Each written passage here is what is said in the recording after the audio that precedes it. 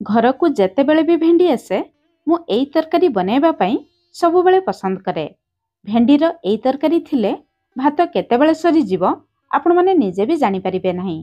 Recipe पसंद आसिले please video को like करंतु, निश्चय गोटे शेयर करंतु।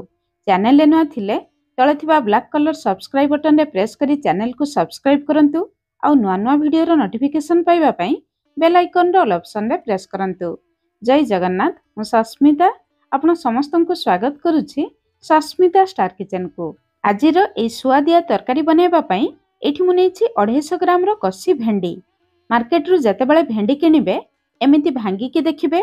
भेंडी जदि सहजरे भांगी जाउथुबो सेई भेंडी कसी सेई भेंडी देखि के आनिबे। भेंडी को प्रथमे पानी रे भलो भाबरे धोई नेबा, सफा कपड़ा रे पोछि नेबा। भेंडी रे पानी रहिले तरकारी लालुआ हि जिवो। एतिकी भेंडी सहित मु गोटे मीडियम साइज रो आलू नेछि। आलू मु कम नेछि, आपण अधिक नै परिबे। गोटे बड़ साइज रो देसी टमाटो। टमाटो टिके खटा रहिले तरकारी खाइबा पई भल लागिवो। भेंडी रो दुई पट साइड रो अल्प अल्प काटि नेबा, मझिरु टिके तेरछा करी काटिबा। एमिति काटिले तरकारी रे देखिबा पई सुंदर लागिवो। टिके बड़ पीसेस रे काटिबे। काटि सारिबा परे भेंडी को टिके चेक करिवे। बेले बेले भेंडी भितरे पोक थांती। भेंडी जेमिति लंबा काटिले आलू को सेमिति लंबा पतला पीसेस रे काटि नेबा। तरकारी रे बहुत जल्दी सिझी जिवो। आलू काटि सारिबा परे पानी रे रखिबे, आलू कला पड़िबो नाही। एबे चलंतु तरकारी पे मसला बनेबा। गोटे छोट चामच हळदिया सरिष, गोटे छोट चामच कला सरिष देबा। एठी मु दुई प्रकारर सरिष मिसेई कि नेछि। आपण माने गोटे प्रकारर सरिष दे परिबे, किंतु हळदिया सरिष निहाती देबे। तरकारी रे खाइबा पई भल लागिबो। आधा छोट चामच कंचा धनिया, गोटे छोट चामच कंचा जीरा। जीरा अधिक देबे। राग पई गोटे सुखिला लंका देबा। अल्प पानी देई ए सब मसला को आमे 15 मिनिट बतुरई देबा। मसला को प्रथमे पानी रे बतुरई देले मसला भलो भाबरे बाटी जाए। ता छडा मसला रो टेस्ट तरकारी रे बहुत बढ़िया आसे। आपण माने चाहिले एतिकी रे ए मसला को बाटी नै परिबे, किंतु जदि पोस्तो थिबो आधा छोट चामच पोस्तो देबे। देखिबे ए तरकारी रो टेस्ट आहुरी बढ़ी जिवो। पोस्तो देबा टोटाली ऑप्शनल। बिना पोस्तो रे आपण माने ए मसला दे ए तरकारी को बनै परिबे। कढ़ई को भलो भाबरे गरम करी 2 चामच सरिष तेल देबा। तेल गरम हो जिबा परे प्रथमे काटी रखिथिबा आलू को देबा। आलू को देखि स्वाद अनुसार लूण, अल्प हळदी गुंड देबा। आलू को सिझिबा पई टिके अधिक समय लागिबो। सेति पई भाजिबा समय रे गैस रो फ्लेम पूरा लो रखी 2 मिनिट कवर करी भाजी नेबा, जहा द्वारा आलू भाजी जिवो, हल्का सिझी जिवो। 2 मिनिट परे एठी देखंतु आलू हल्का सिझी आसलानी। एबे हमें गैस रो फ्लेम मीडियम रखी आलू को टिके लाल कलर हेला पर्यंत भाजी नेबा। आलू एमिति लाल कलर हे जिबा परे आमे बाहर को बाहर करी आनिबा। सेई तेल रे 6-7टी बिरी बड़ी भाजी नेबा। भेंडी तरकारी रे अल्प बड़ी देले तरकारी खाइबा पई भल लागे। आम चैनल रे आलू मसला बड़ी रो रेसिपी अपलोड हेछि। आपण चाहिले सेई वीडियो को चैनल को जाई देखि नै परिबे। बड़ी भाजी जिबा परे बाहर को बाहर करी आनिबा। सेई तेल रे भेंडी को देबा। भेंडी देबा परे जमा लूण देबे नाही। लूण देबा मात्रे भेंडी रु पानी बाहरिबो। भेंडी लालुआ हि जिवो। भेंडी आउ भलो भाबरे भाजी परिबो नाही। गैस रो फ्लेम मीडियम रखी भेंडी को 2 मिनिट पर्यंत भाजी नेबे। 2 मिनिट मीडियम फ्लेम रे भाजिबा परे एठी देखंतु भेंडी रे लाळ अंश कमी जाईछि। लाळ अंश कमी जिबा परे अल्प हळदी गुंड, अल्प लूण देबा। लूण देबा परे गैस रो फ्लेम मीडियम रखी भेंडी को आउ 2 मिनिट पर्यंत भाजी नेबा। एई प्रोसेस रे भेंडी भाजिले भेंडी रे लाळ अंश रुहे नाही। ता छडा भेंडी रो कलर भी खराब हुए नाही। 2 मिनिट परे एठी देखंतु भेंडी भलो भाबरे भाजी जाईछि। जमा भी लाळ अंश नाही।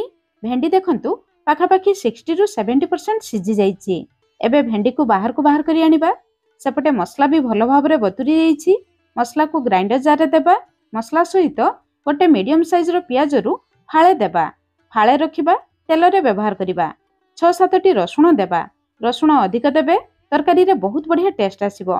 अल्प लूण, अल्प हळदी गुंड देबा। बेसर मसला बाटिबा समय रे अल्प लूण हळदी दे बाटिबे। बेसर तरकारी जमा पिता लागिबो नाही। मसला को पूरा चिकन करी बाटिबे। टिके भी खदड़ रहिले तरकारी पिता लागिबो। तरकारी बनेबार आधा घंटा पूर्वरु मसला बाटी रखिबे। ताहले तरकारी रो टेस्ट आहुरी बढ़ी जिवो। कढ़ई को आउ थरे भलो भाबरे गरम करी 2 चामच सरिष तेल देबा। तेल गरम हो जिबा परे आधा चामच पंचफुटण देबा। फुटण तेल रे भलो भाबरे फुटी जिबा परे 4-5टी रसुण, गोटे कंचा लंका छेचिकी देबा। तेल रे रसुण कंचा लंका छेचिकी देले एई तरकारी रे बास्ना टेस्ट बहुत बढ़िया आसीबो। आपण माने निश्चय देबे।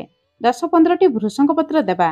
ଭୃଷଙ୍ଗ ପତ୍ର ନିହାତି ଦେବେ, ତରକାରୀରେ ବହୁତ ବଢ଼ିଆ ବାସ୍ନା ଆସିବ। 2-3 ପିଞ୍ଚ ହିଙ୍ଗୁ ଦେବା। ରସୁଣ କଞ୍ଚା ଲଙ୍କାକୁ କେବଳ 1 ମିନିଟ୍ ପର୍ଯ୍ୟନ୍ତ ହାଲକା ଭାଜିବା। ବେଶୀ ଭାଜିଲେ ରସୁଣର ବାସ୍ନା ଚାଲିଯିବ। ତାପରେ ନେଇଥିବା ଫାଳେ ପିଆଜକୁ ଦେବା। ଗୋଟେ ମୁଁ ମିଡିୟମ୍ ସାଇଜ୍ର ପିଆଜ ନେଇଥିଲି, ଫାଳେ ମସଲାରେ ବ୍ୟବହାର କରିଥିଲି, ଏବେ ଫାଳେ ବ୍ୟବହାର କଲି। ପିଆଜକୁ ହାଲକା ଭାଜିବା। ଏତିକି ଭାଜିଯିବା ପରେ ଆମେ ନେଇଥିବା ଟମାଟୋକୁ ଦେବା। ଟମାଟୋକୁ ଏମିତି ପତଳା ଲମ୍ବା ପିସେସରେ କାଟିଦେବେ। ଏମିତି କାଟିଦେଲେ ମସଲାରେ ବହୁତ ଜଲ୍ଦି ସିଝିଯିବ, କିନ୍ତୁ ବେଶୀ ଘାଣ୍ଟିବ ନାହିଁ। ବେଶୀ ଘାଣ୍ଟି ଗଲେ ତରକାରୀରେ ଖାଇବା ପାଇଁ ଭଲ ଲାଗିବ ନାହିଁ। ଏବେ ମସଲାରେ ସ୍ୱାଦ ଅନୁସାରେ ଲୁଣ ଦେବା। ଭେଣ୍ଡି ଆଳୁ ଭାଜିବା ସମୟରେ ଭେଣ୍ଡି ଆଳୁ ପାଇଁ ଲୁଣ ଦେଇଥିଲେ ଆପଣମାନେ ଲୁଣ ଧ୍ୟାନ ରଖି ଦେବେ। ଅଳ୍ପ ହଳଦୀ ଗୁଣ୍ଡ ଦେବା। ଭେଣ୍ଡି ଆଳୁ ଭାଜିବା ସମୟରେ ଆମେ ଅଳ୍ପ ହଳଦୀ ଗୁଣ୍ଡ ବି ଦେଇଥିଲେ। ଅଧା ଛୋଟ ଚାମଚ କାଶ୍ମୀରୀ ଲଙ୍କାଗୁଣ୍ଡ ଦେବା। ବେସର ତରକାରୀ ସାଧାରଣତଃ ହଳଦିଆ ରଙ୍ଗ ଦେଖାଯାଏ। ଅଳ୍ପ କାଶ୍ମୀରୀ ଲଙ୍କାଗୁଣ୍ଡ ଦେଲେ ତରକାରୀର କଲର ବହୁତ ବଢ଼ିଆ ଆସିବ। ମସଲା ଯଦି ଶୁଖିଲା ଲାଗିବ 1ରୁ 2 ଚାମଚ ପାଣି ଦେଇ ମସଲାକୁ କଷି ନେବେ। ଏବେ ଗ୍ୟାସର ଫ୍ଲେମ୍ ଲୋ ମିଡିୟମ୍ ରଖି 2ରୁ 3 ମିନିଟ୍ ପର୍ଯ୍ୟନ୍ତ କଭର କରିବା, ଯାହାଦ୍ୱାରା ଟମାଟୋ ବହୁତ ଜଲ୍ଦି ନରମ ହେଇଯିବ। 3 ମିନିଟ୍ ପରେ ଏଠି ଆମର ଟମାଟୋ ନରମ ହେଇଗଲାଣି। ଏତିକି ନରମ ରଖିବେ, ବେଶୀ ଘାଣ୍ଟି ଗଲେ ତରକାରୀରେ ଖାଇବା ପାଇଁ ଭଲ ଲାଗିବ ନାହିଁ। ଏବେ ଆମେ ଗ୍ୟାସର ଫ୍ଲେମ୍ ପୁରା ଲୋ ରଖିବା। ବାଟି ରଖିଥିବା ବେସର ମସଲାକୁ ଦେବା। ବେସର ମସଲା ଦେବା ସମୟରେ ଗ୍ୟାସର ଫ୍ଲେମ୍ ପୁରା ଲୋ ରଖିବେ। ସାଙ୍ଗେ ସାଙ୍ଗେ ଗ୍ରାଇଣ୍ଡର ଜାର୍ ଧୋଇ ଅଳ୍ପ ପାଣି ଦେବେ, ତାହେଲେ ବେସର ମସଲା ଜମା ପିତା ଲାଗିବ ନାହିଁ। ଗ୍ୟାସର ଫ୍ଲେମ୍ ଲୋ ରଖି 2 ମିନିଟ୍ ପର୍ଯ୍ୟନ୍ତ ବେସର ମସଲାକୁ କଷିବା। ଯେତେବେଳେ ବେସର ମସଲାରେ ଗୋଟେ ଫୁଟ ଆସିଯିବ, ସେତେବେଳେ ଗ୍ୟାସର ଫ୍ଲେମ୍ ମିଡିୟମ୍ ରଖି ଆଉ 1ରୁ 2 ମିନିଟ୍ ପର୍ଯ୍ୟନ୍ତ ଆମେ କଷି ନେବା। ଏହି ପ୍ରୋସେସରେ ବେସର ମସଲା କଷନ୍ତୁ, ଦେଖିବେ ବେସର ତରକାରୀ ଜମା ପିତା ଲାଗିବ ନାହିଁ। ତାପରେ ଭାଜି ରଖିଥିବା ଆଳୁକୁ ଦେବା। ଆଳୁକୁ ଦେଇ ମସଲା ସହିତ କଷି ନେବା। ମସଲା ବି କଷିଯିବ, ଆଳୁ ବି ଆଉ ଟିକେ ସିଝିଯିବ। ଏବେ ଗ୍ୟାସର ଫ୍ଲେମ୍ ଲୋ ମିଡିୟମ୍ ରଖି 2ରୁ 3 ମିନିଟ୍ କଭର କରିବା। 3 ମିନିଟ୍ ପରେ ଏଇଠି ଦେଖନ୍ତୁ ମସଲା ବି କଷିଗଲାଣି। ଆଳୁ ଦେଖନ୍ତୁ ପାଖାପାଖି 80ରୁ 90% ସିଝି ଆସିଲାଣି। ମସଲାର କଲର ଦେଖନ୍ତୁ କେତେ ସୁନ୍ଦର ଦେଖାଯାଉଛି। ମସଲା କଷିଯିବା ପରେ ତରକାରୀରେ ଝୋଳ ପାଇଁ ଆମେ ପାଣି ଦେବା। ଏଇଠି ଆଉ ଆପଣମାନେ ଗରମ ପାଣି ଦେବେ ନାହିଁ, ନର୍ମାଲ ପାଣି ଦେବେ। ଝୋଳ କେତେ ରଖିବେ ସେଇ ହିସାବରେ ପାଣି ଦେବେ, କିନ୍ତୁ ବେସର ତରକାରୀରେ ଝୋଳ ଟିକେ ଅଧିକ ରହିଲେ ଗରମ ଭାତରେ ଖାଇବା ପାଇଁ ଭଲ ଲାଗିବ। ପାଣି ଦେଇସାରିବା ପରେ ଗ୍ୟାସର ଫ୍ଲେମ୍ ହାଇ ରଖି ପାଣିକୁ ଭଲ ଭାବରେ ଫୁଟେଇ ନେବା। ପାଣି ଭଲ ଭାବରେ ଫୁଟିଯିବା ପରେ ଆମେ ଭାଜି ରଖିଥିବା ଭେଣ୍ଡିକୁ ଦେବା। ଭେଣ୍ଡିକୁ ମସଲାରେ ଗଳେଇ ନେବା। ଏବେ ଏହି ତରକାରୀର ଟେଷ୍ଟ ବଢ଼ାଇବା ପାଇଁ ଗୋଟେ ଆମ୍ବୁଲ ଦେବା। ବେସର ତରକାରୀରେ ଆମ୍ବୁଲ ନଦେଲେ ତରକାରୀ ଅଧୁରା ଲାଗେ। ଗୋଟେ ମୁଁ ବଡ଼ ସାଇଜ୍ର ଦେଶୀ ଟମାଟୋ ଦେଇଥିଲି, ଗୋଟେ ଆମ୍ବୁଲ। ଖଟା ପୁରା ପରଫେକ୍ଟ ହେଇଥିଲା। ଆପଣଙ୍କର ଟମାଟୋ କେତେ ଖଟା ଅଛି, କେତେ ଖଟା ଖାଇବା ପାଇଁ ପସନ୍ଦ କରୁଛନ୍ତି, ସେହି ହିସାବରେ ଦେଖିକି ଆମ୍ବୁଲ ଦେବେ। ଭେଣ୍ଡି ଆଳୁ ଦେଇସାରିବା ପରେ ଶେଷରେ ଟିକେ ଚାଖିଦେବେ। ଯଦି ଲୁଣ ଲଙ୍କା ଦରକାର ପଡ଼ିବ ଦେଖିକି ଦେବେ। ଭେଣ୍ଡି ଆଳୁ ଆଉ ଟିକେ ସିଝିବ, ଆମ୍ବୁଲ ବି ସିଝିବ। ଏବେ ଆଉ କଭର କରିବା ଦରକାର ନାହିଁ। ସେମିତି ଖୋଲାରେ 4ରୁ 5 ମିନିଟ୍ ମିଡିୟମ୍ ଫ୍ଲେମ୍ରେ ସିଝେଇବା। 5 ମିନିଟ୍ ପରେ ଏଠି ଆମ ତରକାରୀର ଫାଇନାଲ ଲୁକ୍ ଦେଖନ୍ତୁ। ତରକାରୀରେ ଝୋଳ କେତେ ସୁନ୍ଦର ଦେଖାଯାଉଛି।